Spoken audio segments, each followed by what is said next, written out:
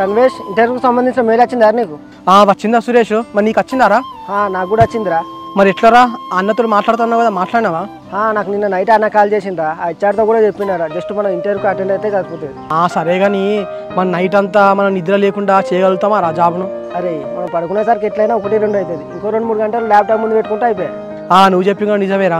అరే ఇంటర్వ్యూకి మెయిల్ వచ్చిందిగా, అన్వేష్ ఫోన్ చేద్దాం. అరే సంధ్య ఎందుకు ఫోన్ చేస్తాను? హలో అన్వేష్, నాకు ఇందాకే ఇంటర్వ్యూకి సంబంధించిన మెయిల్ ఒకటి వచ్చింది. అవునా, ఓకే ఓకే, నాకు కూడా వచ్చింది. ఎన్ని గంటలకి వేసింది నీకు ఇంటర్వ్యూ షెడ్యూల్? నాకు అన్వేష్ 12 to 1 ఉంది, నీకెప్పుడు ఉంది మరి? నాది 11 to 12 ఉన్నదేగా, నాది అయిపోయిన తర్వాతనే నీకు. సరే కానీ నువ్వు ప్రిపేర్ అయినా అన్నావు కదా, వాళ్ళు ఏం అడుగుతారు, ఏం చెప్పాలి? నీకు ల్యాప్టాప్ లేదు కదా, ఆ ఫోన్లోనే గూగుల్ మీట్లో ఇంటర్వ్యూ అటెండ్గా. ఓకే. ఇక మన సురేష్ గారు అన్నతో మాట్లాడి ఆల్రెడీ హెచ్ఆర్ సెట్ చేసిండు. జస్ట్ మనకు ఇంట్రడక్షన్ నార్మల్గా ఎక్స్పీరియన్స్ అది అడుగుతాడు, అది చెప్పేస్తే అయిపోతుంది. ఓకే అన్వేష్, నాకంటే ముందు నీ ఇంటర్వ్యూనే అయిపోతుంది కదా, తర్వాత నాకు కాల్ చేసి ఏమైందో చెప్పు. సరే నువ్వైతే ఏం టెన్షన్ పడకు, ఆల్రెడీ అన్నతో మాట్లాడిండు, జాబ్ సెట్ అయినట్టే. Okay Anvesh, bye. మా నాన్న మాటిన్నా బాగుండు కావచ్చు, అప్పటికి మా బావ కూడా చెప్తానే ఉన్నాడు వాడు మంచోడు కాదే వినని.